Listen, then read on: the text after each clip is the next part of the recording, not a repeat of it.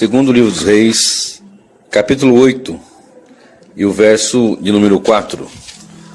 Ora, o rei estava conversando com Geazi, servo do homem de Deus, e disse: Conta-me todos os prodígios realizados por Eliseu.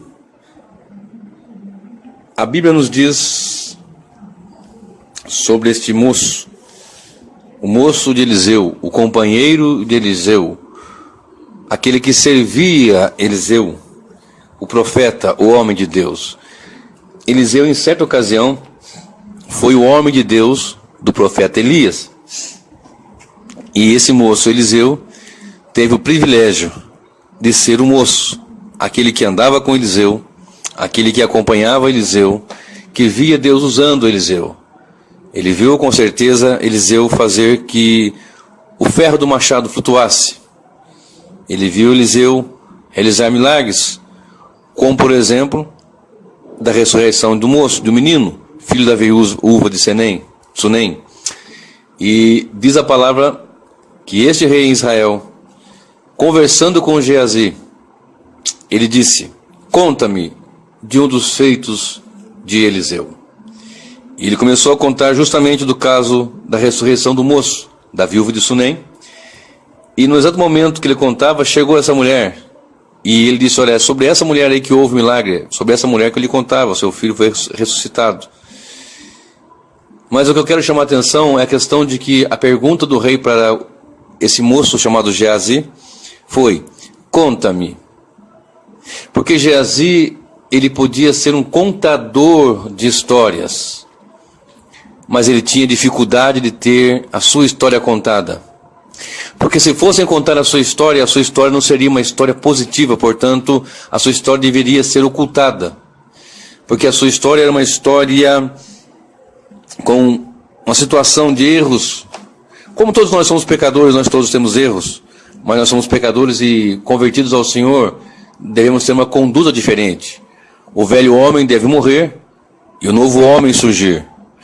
A velha natureza deve estar sucumbida pela nova natureza. A velha natureza, ela não pode mais predominar. Portanto, nós temos uma nova vida com o Senhor e tudo se fez novo. E se tudo se fez novo, nós temos novidade de vida. E se nós temos novidade de vida, tudo começa pelo processo mental. E nós temos a mente de Cristo, a mentalidade de Cristo, a mente de Cristo. Conforme diz as palavras do Senhor Jesus pela boca do apóstolo Paulo, que nós temos a mente de Cristo, que ninguém pode discernir o que é espiritual, que nem pode entender o que é espiritual, mas nós temos a mente de Cristo. E a palavra do Senhor também nos garante que nós temos as vistas iluminadas, entendimento iluminado pelo poder do Evangelho.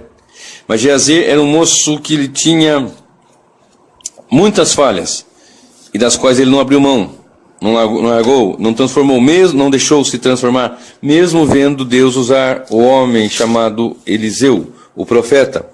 Quando nós olhamos para a Bíblia Sagrada, em 2 Reis, capítulo 5, e o versículo 20 e o 21, nós observamos que depois que Eliseu curou aquele homem, Naamã, daquela lepra, a passagem bíblica está citada no capítulo 5, daquele general de guerra da Síria, aquele homem importante de destaque, um grande guerreiro, um grande militar, mas ele era um homem que tinha lepra, o seu corpo era leproso, e aquilo lhe era uma tragédia, porque ele não podia ter toda a liberdade por causa daquela lepra. Era um grande guerreiro, e de estima do rei, tanto que uma moça, uma menina, que foi capturada em uma investida da Síria contra Israel, e ela foi ser escrava na casa de um homem, desse homem, Naamã, desse homem guerreiro, desse homem forte.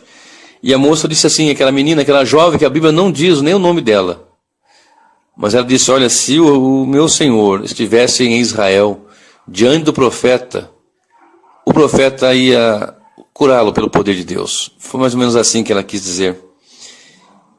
E sabendo Naamã disso, Naamã falou com o rei, e o rei mandou cartas para o rei de Israel, pensando que ele ia fazer aquela comitiva, ia ter aquela situação toda de grandes reis, de grandes líderes, de grandes generais, e o rei disse: olha, eu não sou rei, aliás, eu não sou profeta, eu não tenho nada com isso, quem tem a ver com isso é o profeta Eliseu. Diz a palavra que Eliseu, sabendo da história, falou: pode vir a mim e vai saber que há profeta em Israel. E aquele homem foi até Eliseu, só que Eliseu nem saiu para falar com ele. Mandou que ele mergulhasse 7 vezes no Rio Jordão. E aquele general, com a sua pompa, com a sua empáfia, ele tão somente ficou indignado, porque lá na Síria tem Abana e Farfar, rios melhores do que o Rio Jordão, e eu vou descer nesse rio. Os seus companheiros que estavam com ele e aquela comitiva disseram: olha, meu senhor, se ele pedisse alguma coisa difícil, você não faria? Portanto, uma coisa tão simples dessa, faça, já está aqui mesmo. E ele fez, tendo feito, no 7º mergulho, a lepra saiu totalmente. E ele ficou maravilhado. Aí foi falar com o profeta Eliseu. Eliseu então o recebeu. Eliseu disse para ele, aliás, ele disse para Eliseu que queria presenteá-lo, e trouxe muitas riquezas, muitos presentes, ou prata, roupas, etc. Mas Eliseu não quis receber aquilo. Falou: de graça recebi e de graça estou dando. Diz a palavra do Senhor que ele pediu para levar um pouco de terra daquela nação. E pediu ainda que quando tivesse que entrar com o rei no templo do seu Deus, ele se encurvaria, tão somente porque o rei se encurvar, ele tinha que acompanhar. Mas o seu coração estaria naquilo, porque agora então ele ia servir o Deus de Israel. E ele vai. Só que o moço Geazi, vendo tanta riqueza, tantos presentes, tantas coisas que havia sido trazida para Eliseu, na verdade trouxe para o rei, trouxe para o profeta, e ele quis, e o profeta não quis. E aquele moço de Geazi falou: não é possível, que ele vai perder tudo isso. Diz a palavra no livro de 2 Reis, capítulo 5, verso 20, quando Naamã já estava a certa distância, Geazi, o servo de Eliseu, o homem de Deus, protestou: o meu senhor poupou este sírio Naamã, negando-se a aceitar dele alguma gratificação do muito que trazia. Tão certo como vive o Senhor, irei atrás dele e receberei dele alguma recompensa. Em seguida, partiu Geazi à pressa, com o objetivo de alcançar Naamã, que, percebendo sua aproximação, parou sua carruagem e desceu para encontrá-los e indagou: o que houve? Está tudo bem? Ao que Geazi respondeu prontamente: sim, tudo bem. Mas meu senhor enviou-me para informar-te que 2 jovens irmãos, discípulos dos profetas, acabaram de chegar, vindo dos montes de Efraim. Portanto, rogo-te que deles 1 talento, 35 quilos de prata e 2 vestes de gala. Diante do que Naamã respondeu generosamente: aceita, pois, 2 talentos.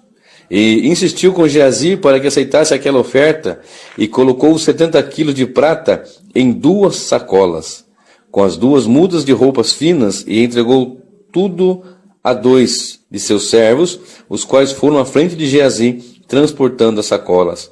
Assim que Geazi chegou à colina onde Eliseu morava, tomou a sacola das mãos do servo de Naamã e as guardou em casa. Ordenou que os servos retornassem, e eles partiram. Em seguida, entrou e apresentou-se ao seu senhor Eliseu.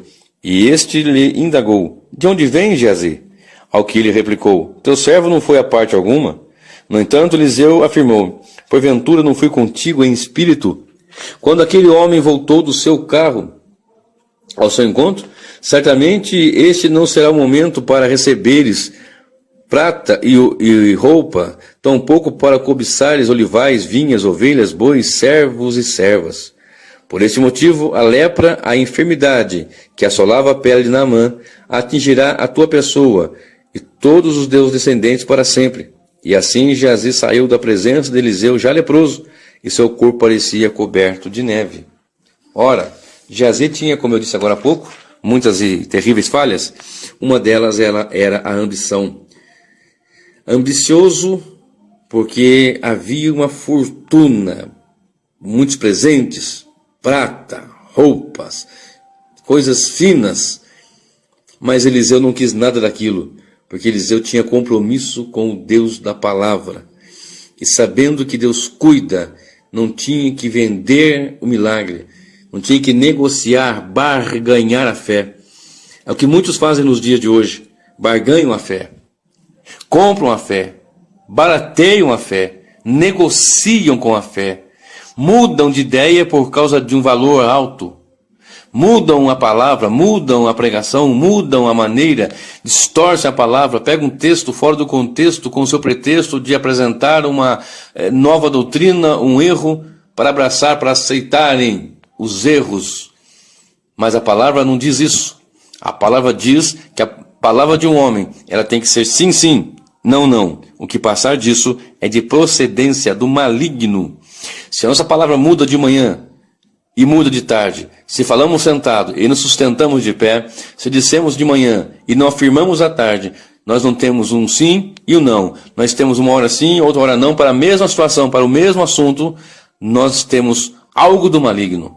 A igreja tem sofrido por isso. Muitas vezes a igreja não tem uma palavra firme para segurar membros, para segurar pessoas com condições financeiras, daquelas que trazem ofertas volumosas, e por essa razão elas têm negociado, têm vendido, têm feito da fé um comércio. Mas isso é algo reprovado pela palavra, reprovado pela Bíblia. Eliseu, um servo do Senhor, usado por Deus, não teve a ambição de acolher aqueles presentes.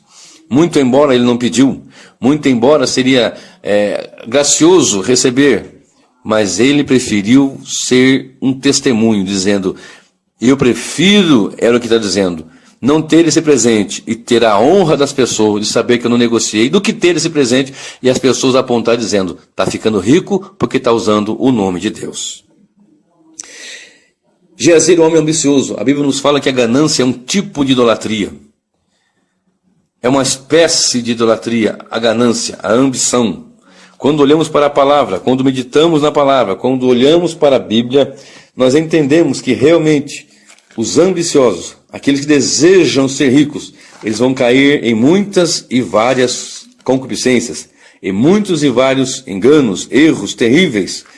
Portanto, sejamos simples, tendo o que cobrir e com que nos vestir, temos o que comer e o que vestir, estejamos com isto satisfeitos, estejamos com isto tranquilos, porque Deus é o que nos guarda, Deus é que nos sustenta, Deus é que nos alimenta. Não precisamos negociar a fé, não precisamos negociar nenhuma forma para presentear ou para ser presenteado. O apóstolo Paulo fala aos Filipenses capítulo 1 e o versículo 21, porque para mim o viver é Cristo e morrer é ganho. O lucro de Paulo estava em viver para Cristo e morrer em Cristo, porque viver, ele vivia a vida em Cristo, e morrendo, sabia muito bem para onde ele ia, para onde ele estaria, aonde e com quem ele estaria. E não tinha essa ambição. A palavra do Senhor nos aponta situações em que homens e mulheres com esta visão gananciosa se perderam. Pessoas que pastoreavam, que pregavam, que Deus colocou à frente de grandes trabalhos, de grandes obras, mas foram se alastrando pelo caminho da ganância, foram se alastrando pelo caminho do dinheiro e perderam-se no caminho. E esta é a situação daqueles que seguem o caminho do engano, da ambição e da avareza. A avareza também é uma espécie de idolatria. Olha o que diz a Bíblia, a palavra do Senhor, em Colossenses, capítulo 3, versículo 5. Mortificai, pois, os vossos membros que estão sobre a terra, a prostituição, a impureza, o apetite desordenado, a vil concupiscência e a avareza, que é idolatria, pelas quais coisas vem a ira de Deus sobre os filhos da desobediência. Então, Eliseu tinha esse entendimento. No entanto, Geazi não tinha. Geazi, entre outros erros, ele era um mentiroso. No capítulo 5, de 2 Reis, o verso 22, diz que Geazi chegou para o homem Naamã e apontou, aliás, além de ser mentiroso, além de mentir, ele quis denegrir a pessoa de Eliseu, quis denegrir a pessoa do servo do Senhor. Olha só o que diz 2 Reis, capítulo 5, verso 22. Ao que Geazi respondeu prontamente. Aliás, verso 21, para ficar melhor. Em seguida partiu Geazi às pressas com o objetivo de alcançar Naamã, que percebendo sua aproximação parou sua carruagem e desceu para encontrá-lo e indagou: o que houve? Está tudo bem? Ao que Geazi respondeu prontamente: sim, tudo bem, mas meu senhor mentiu. Aqui é mentira. Enviou-me para informar-te que 2 jovens irmãos discípulos dos profetas acabaram de chegar.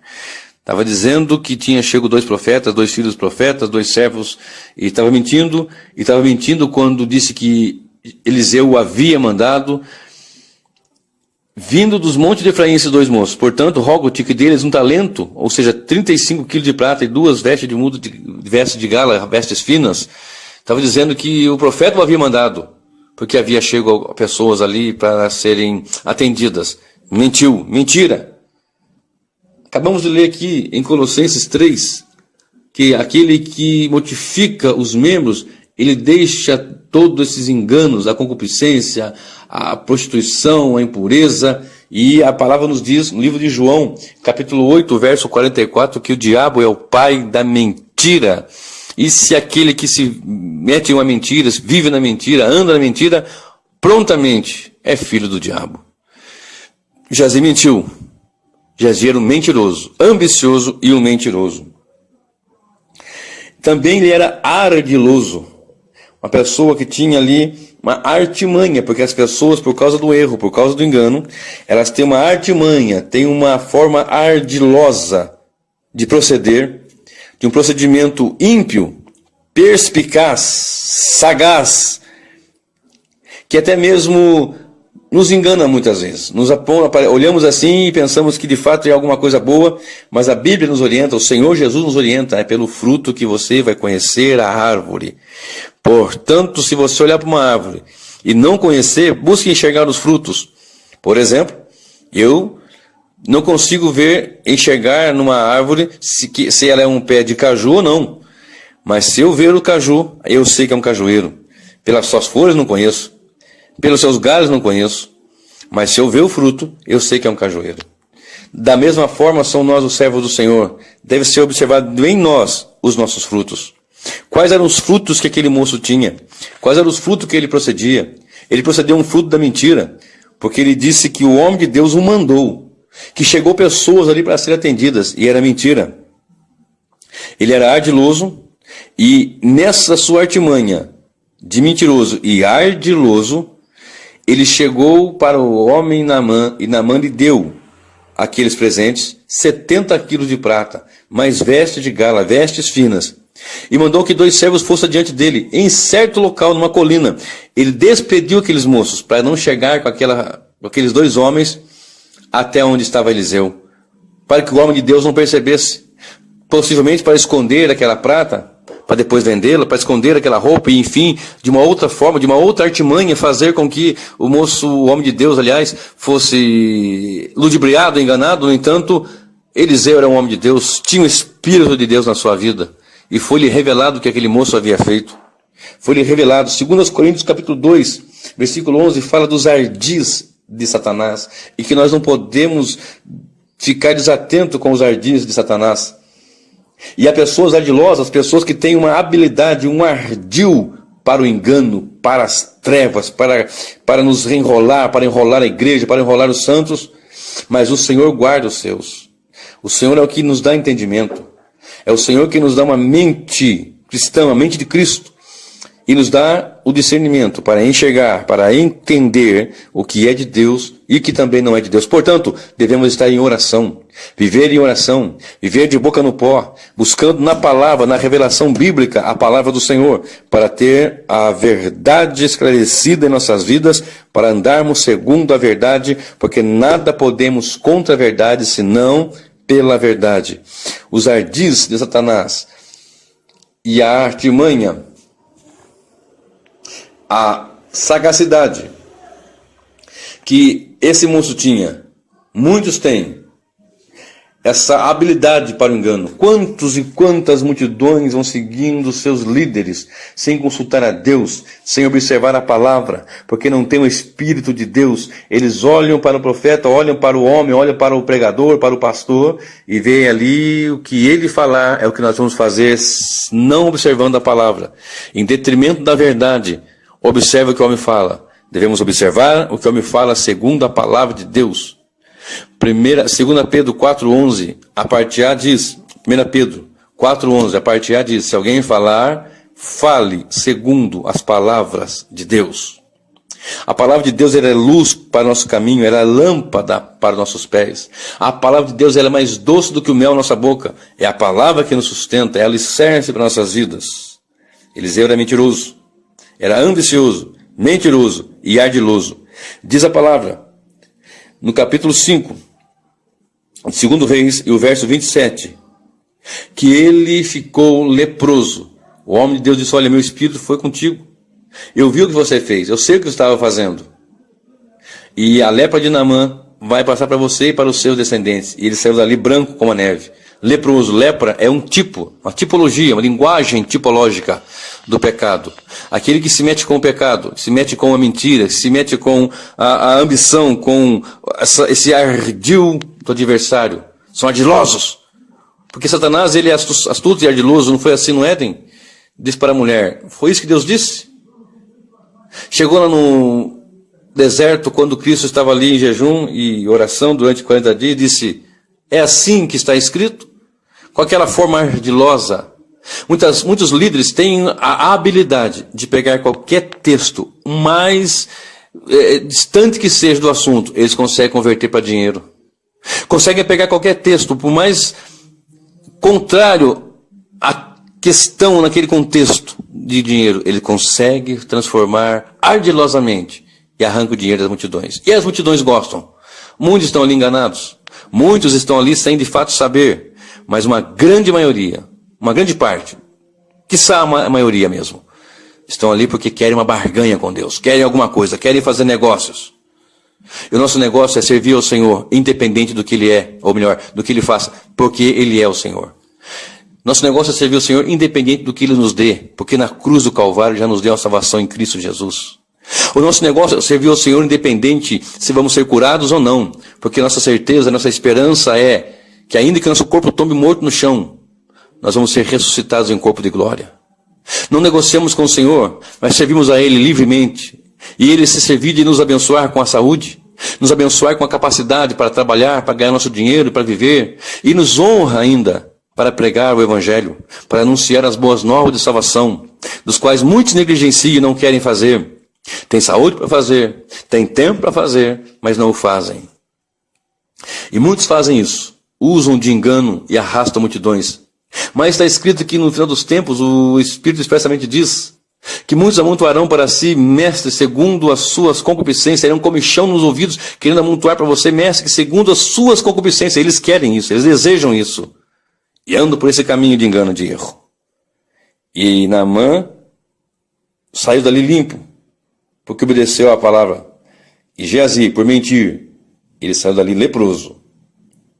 A Bíblia nos diz que, segundo Reis, capítulo 6, o rei da Síria ficou intrigado porque ele planejava uma emboscada contra o exército de Israel. E Israel sabia exatamente o que eles iam fazer e se desviava daquela emboscada. Irritado com isso, ele achou até que havia um espião no meio deles. E alguns homens chegaram a ele e disseram assim: não, é que em Israel, no povo do Senhor, no povo de Israel, tem um profeta. E esse profeta, Deus revela lá no seu quarto, lá na sua câmara de dormir, Deus revela para ele tudo o que o Senhor pensa aqui, a sua estratégia. Ele fala para o rei de Israel, ele consegue se desviar. Então ele se ira e levanta um exército para ir contra, para capturar, para prender o homem de Deus, Eliseu. E quando esse exército cercou a região onde estava Eliseu, diz a palavra que Geazi se levantou e viu uma multidão, um grande exército. E entrou ali desesperado e foi falar com o seu senhor Eliseu, dizendo: olha, um grande exército nos cerca, estamos perdidos. Era mais ou menos isso que ele está dizendo. Eliseu calmo e tranquilo, porque ele sabia também, como Paulo, o Deus em quem ele confiava. Como Paulo disse: eu sei em quem tenho crido. Porque a nossa confiança não está no braço de carne, nossa confiança está no Espírito do Senhor. Nós não buscamos cobertura de um homem, de um apóstolo, de um profeta nesta terra. Nós buscamos a cobertura do Espírito do Senhor. Porque o Senhor nos diz lá em Isaías: ai daquele que busca cobertura e não a cobertura do meu Espírito. E esse homem de Deus olhou para Geazi e orou ao Senhor e disse: Senhor, abra os seus olhos porque ele não tem visão espiritual. Ele não consegue enxergar além de um palmo do nariz. E quando ele orou, Deus abriu a visão do homem Geazi, do moço Geazi. E ele enxergou uma multidão, cavalos e carros de fogo em volta de Eliseu. O texto deixa bem claro, em volta de Eliseu havia carros e cavalos de fogo. A Bíblia nos diz, a palavra do Senhor nos garante, que o Senhor acampa os seus anjos ao nosso redor e nos livra. Queridos, esse moço tinha visão fechada. Eliseu era um homem de Deus. Geazi andava com o homem de Deus. Eliseu tinha a sua história sendo contada. Mas Geazi só podia ser um contador de histórias. E essa mensagem é: contador de histórias ou uma história contada? O que vai ser da nossa história?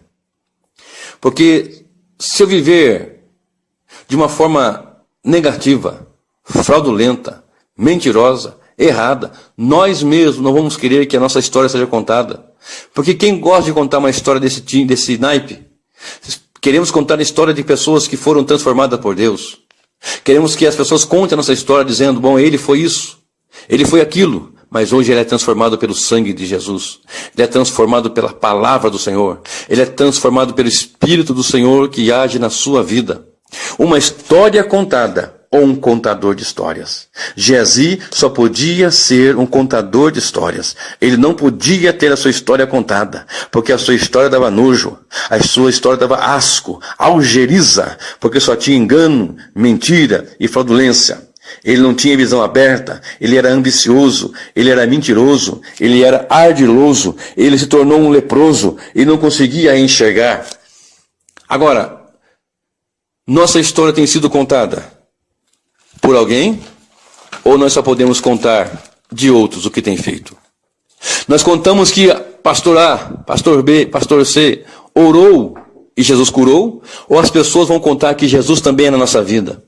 Não para nós nos exaltarmos, mas para nós glorificarmos a Deus, porque somos terríveis pecadores e necessitamos da misericórdia e da graça do Senhor. Porventura, podem as pessoas contar a nossa história?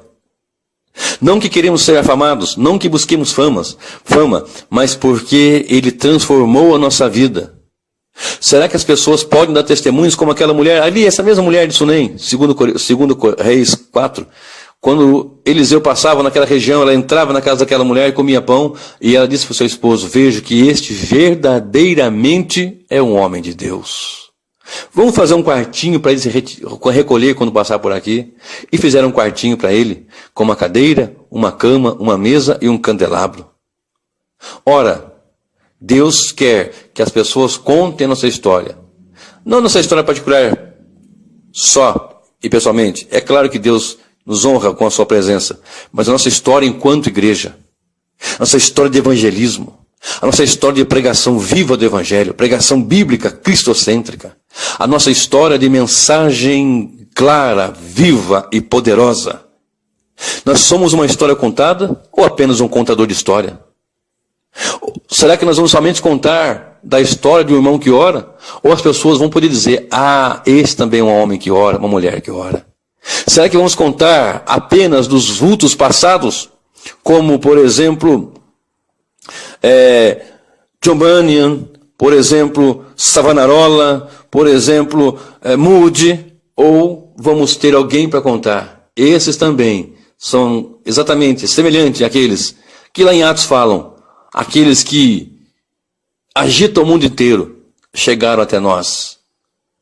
Quando Paulo chegou em sua segunda viagem missionária, em Icônio, em Listra e Derbe, pregando o evangelho, as pessoas disseram, olha, aqueles que estão aí perturbando o mundo todo, agitando o mundo todo, chegaram até nós. Será que vão contar essa história ao nosso respeito, da nossa comunidade, da nossa congregação, ou apenas vamos ser um contador de histórias? O que nós vamos ser e o que nós vamos ter, seja para a glória e para a honra do Senhor. 1 Coríntios 10, 31. Portanto, quer comais, quer bebais, ou façais qualquer outra coisa, fazei tudo para a glória de Deus. Isaías 42, o verso 8. Deus não divide a sua glória com ninguém. Deus não divide a sua glória com ídolos.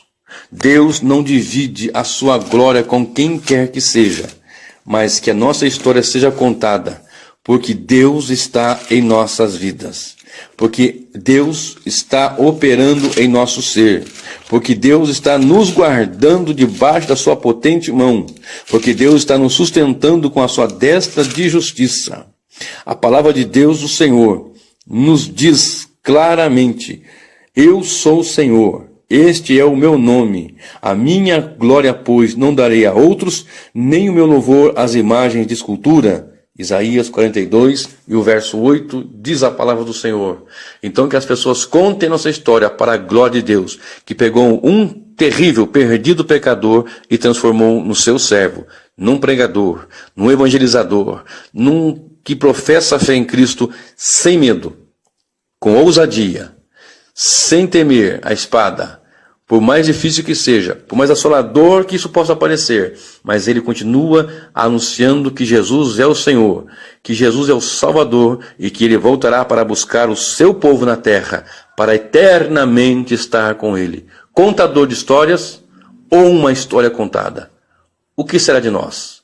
Que o Senhor nos abençoe e nos guarde. Em nome de Jesus.